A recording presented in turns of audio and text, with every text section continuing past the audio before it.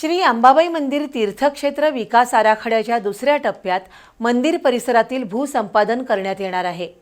त्याच्या सर्व्हेला गेल्या 2 दिवसांपासून सुरुवात झाली आहे।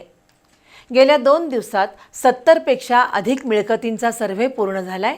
पहिल्या टप्प्यात मंदिर परिसरातील 137 मिळकतींचं सर्वेक्षण होणार असून त्यामध्ये मिळकतींची सद्यस्थिती प्रामुख्याने पाहिली जातेय। राज्य शासनाने श्री अंबाबाई मंदिर तीर्थक्षेत्र आराखडा तयार केलाय। एकूण 1445 कोटी 95 लाख रुपयांचा हा आराखडा असून तो 6 मे 2025 रोजी मंजूर केलाय।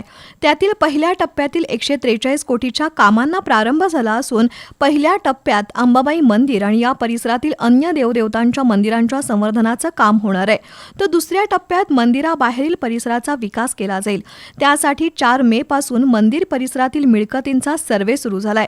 जिल्हा प्रशासनाकडून या सर्वेसाठी 3 पथकांची स्थापना करण्यात आली आहे। प्रत्येक पथकात कोल्हापूर महापालिकेचे कनिष्ठ अभियंता पथक प्रमुख असून त्यांच्या सोबत 1 ग्राम महसूल अधिकारी, परिरक्षण भूमापक आणि घरफाळा विभागाचे 2 कर्मचारी आहेत। या सर्वेला मिळकतधारकांचं सहकार्य मिळतंय। काही ठिकाणी मूळ जागा मालकाऐवजी कुळ वास्तव्याला असल्यानं संबंधित जागा मालकाशी संपर्क साधून संपूर्ण माहिती घेतली जाते। मंदिर परिसरातील मिळकतींचा हा सर्वे पूर्ण झाल्यानंतरच श्री अंबाबाई तीर्थक्षेत्र विकास आराखड्याच्या अंमलबजावणीला गती येणार आहे।